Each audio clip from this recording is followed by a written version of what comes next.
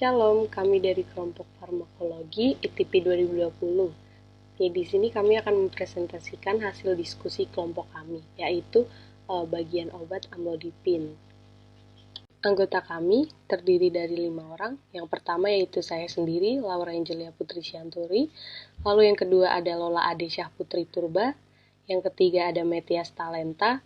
Yang keempat ada Mutia Agustina. Dan yang kelima ada Natalia Desilia Tenusa.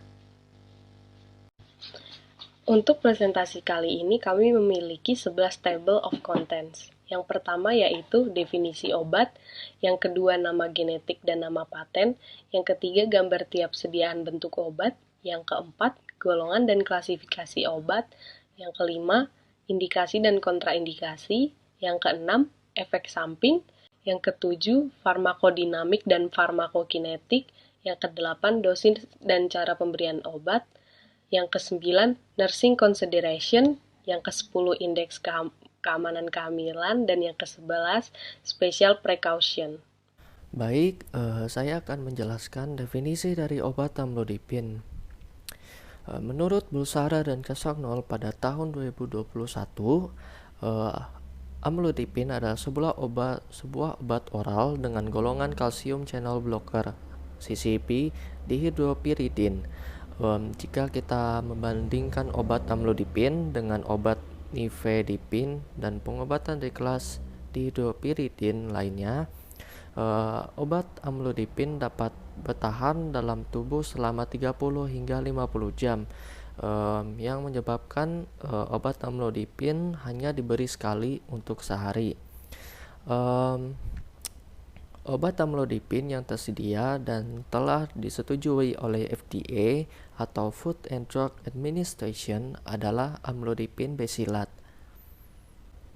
Baik, tadi kami telah menjelaskan definisi dari obat amlodipin. Untuk obat amlodipin itu memiliki nama generik dan nama paten.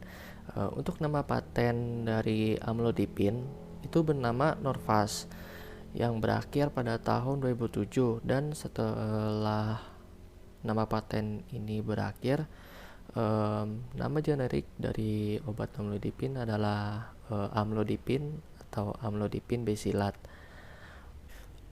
Nah, berikut adalah list dari nama generik dan nama paten lainnya setelah masa nama paten dari Norvasc itu telah berakhir. Kami tidak akan menyebutkan semuanya, namun teman-teman bisa melihat list dari nama generik dan nama paten lainnya. Secara umum, untuk obat amlodipin itu berbentuk tablet. Namun kami menampilkan gambar tiap-tiap sediaan obat dalam berbagai merek. Teman-teman bisa melihat terdapat Abevas, Actapin, Amcor, dan lain-lainnya. Golongan dan klasifikasi obat amlodipin. Amlodipin merupakan golongan kalsium channel blocker atau CCB yang bersifat vaskuloselektif dan memiliki bioavailabilitas oral yang relatif rendah. Sifat kelarutan amlodipin mudah larut dalam etanol, kloroform, dan dalam ether. Indikasi untuk penggunaan obat amlodipin yang pertama adalah hipertensi.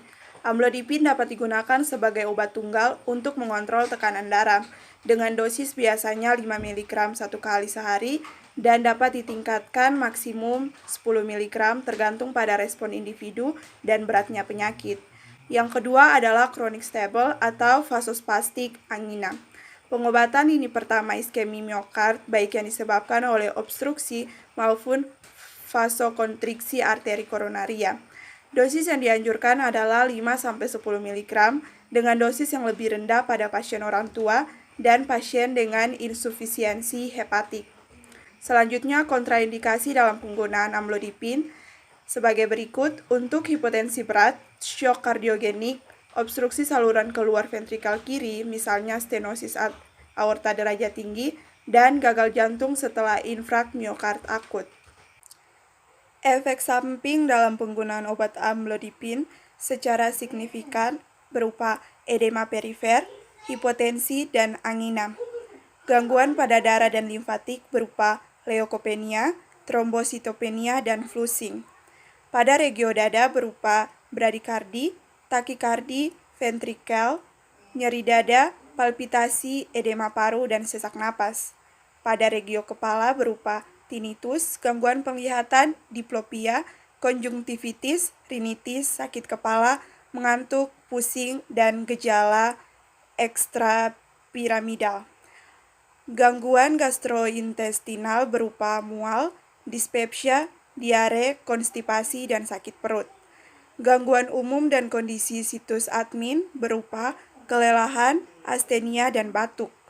Pemeriksaan penunjang berupa peningkatan berat badan dan peningkatan enzim hati.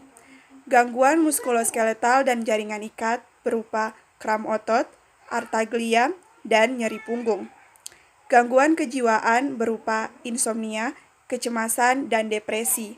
Gangguan ginjal dan kemih berupa gangguan kemih dan nokturia.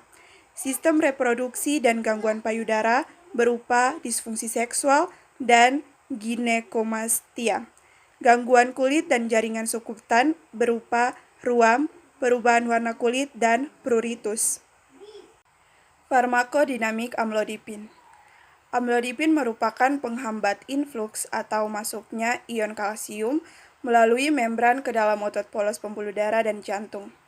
Amlodipin mengurangi hambatan iskemik total dengan cara yang pertama, amlodipin mendilatasi arteriol perifer sehingga mengurangi resistensi perifer total atau afterload beban kerja jantung. Yang kedua, mekanisme aksi amlodipin juga melibatkan dilatasi arteriol dan arteriol koronaria, baik pada daerah normal maupun pada daerah yang mengalami iskemia. Farmakokinetik amlodipin terbagi dalam 4 tahap. Yang pertama adalah absorpsi atau penyerapan. Amlodipin diserap dengan baik dari saluran pencernaan. Ketersediaan hayati sekitar 60-65% dengan waktu untuk mencapai kontraksi plasma puncak sekitar 6-12 jam. Yang kedua adalah distribusi atau penyaluran. Amlodipin disalurkan melalui plasenta dan memasuki ASI. Volume distribusi 21 liter per kilogram dengan ikatan protein plasma sekitar 98%. Yang ketiga adalah metabolisme. Amlodipin dimetabolisme secara ekstensif di hati menjadi metabolit tidak aktif. Yang keempat adalah ekskresi. Amlodipin diekskresikan melalui urin, 60% sebagai metabolit, 10% sebagai obat yang tidak berubah, dengan waktu paru eliminasi terminal sekitar 35-50 jam. Dosis dan cara pemberian. Dosis dan cara pemberian obat amlodipin terhadap penyakit angina stabil kronis, hipertensi, dan angina prinzmetal adalah sebagai berikut. Yang pertama, dewasa. Awalnya 5 mg sekali sehari. Dosis bersifat individual dan dapat ditingkatkan setelah setidaknya 1-2 minggu, maksimal 10 mg sekali sehari. Selanjutnya, anak. Anak berusia 6-17 tahun, awalnya 2,5 mg sekali sehari dan dapat ditingkatkan menjadi 5 mg sekali sehari setelah interval 4 minggu sesuai dengan respon klinis. Selanjutnya, lansia. Awalnya 2,5 mg sekali sehari. Dan wanita hamil, untuk dosis pemberian amlodipin 10 mg per oral. Pemberiannya cukup sehari 1 tablet sebanyak 100%. Untuk dosis 2,5 mg sampai 10 mg. Pemberiannya cukup sekali sehari saja karena memiliki paru waktu yang panjang. Selanjutnya, nursing consideration. Jadi di sini ada 4 komponen-komponen yang harus dipertimbangkan oleh perawat. Yang pertama melalui penilaian, lalu intervensi, selanjutnya poin pengajaran dan pertimbangan farmakologi keperawatan. Yang pertama adalah melakukan penilaian. Di sini perawat harus melakukan anamnesis atau melakukan pengkajian melalui wawancara terhadap pasien. Yang pertama menanyakan apakah ada alergi terhadap obat amlodipin. Kedua, gangguan fungsi hati atau ginjal, sindrom sinus sakit, blok jantung, laktasi, gagal jantung konsekutif. Selanjutnya adalah melakukan penilaian terhadap fisik pasien, melakukan penilaian apakah ada lesi kulit, warna, edema, perfusi perifer, lalu melakukan auskultasi terhadap suara tambahan, evaluasi hati, keluaran normal, lalu melakukan tes fungsi hati dan ginjal, urinalisis. Yang kedua adalah intervensi. Perawat harus memantau pasien dengan hati-hati, yaitu pada tekanan darah, irama jantung, dan haluaran sambil menyesuaikan obat dengan dosis terapeutik. Lalu memantau tekanan darah dengan sangat hati-hati jika pasien juga menggunakan nitrat. Lalu memantau irama jantung secara teratur selama stabilisasi dosis dan secara berkala selama terapi jangka panjang, dan memberikan obat tanpa memperhatikan makanan. Ketiga adalah poin pengajaran. Ambil dengan makanan jika sakit perut terjadi, lalu akan mengalami efek samping seperti mual, muntah, atau sakit kepala, dan selanjutnya laporkan detak jantung tidak teratur, sesak nafas, pembengkakan tangan atau kiri, pusing, dan sembelit. Yang keempat, pertimbangan farmakologi keperawatan. Obat ini dapat menyebabkan hiperplasia gingiva. Mengkonsumsi jus jeruk bali dapat meningkatkan kadar obat. Perlu dilakukan pantauan tekanan darah dan nadi sebelum dan selama terapi. Melakukan monitor intake dan output, menilai tanda-tanda CHF, menilai karakteristik angina, menginstruksikan pasien tentang intervensi hipertensi, dan cara mengukur tekanan darah. Selanjutnya, indeks keamanan kehamilan. Obat amlodipin termasuk dalam kategori C, di mana menunjukkan efek buruk pada janin, teratogenik atau embrosida atau lainnya, dan tidak ada studi terkontrol pada wanita. Obat harus diberikan hanya jika manfaat potensial memberikan potensi resiko pada janin. Selanjutnya, special precaution. Obat ini dapat menyebabkan angina atau nyeri dada, atau serangan jantung dengan pasien yang memiliki penyakit jantung dan pembuluh darah berat.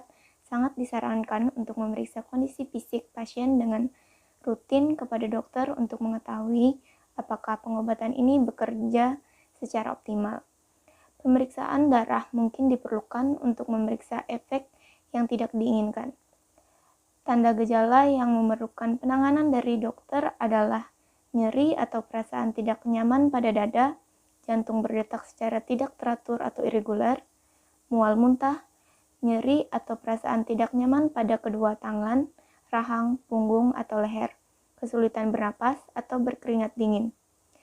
Berdasarkan IBM Microdec tahun 2020, ketika meminum dosis obat amlodipin, pasien akan merasa pusing untuk beberapa saat. Disarankan untuk menghubungi dokter apabila efek tersebut berkembang menjadi pingsan. Berikut adalah referensi yang kami gunakan untuk menyusun materi presentasi ini. Sekian presentasi dari kelompok kami. Mohon maaf bila ada kesalahan kata ataupun perilaku yang kurang berkenan. Terima kasih.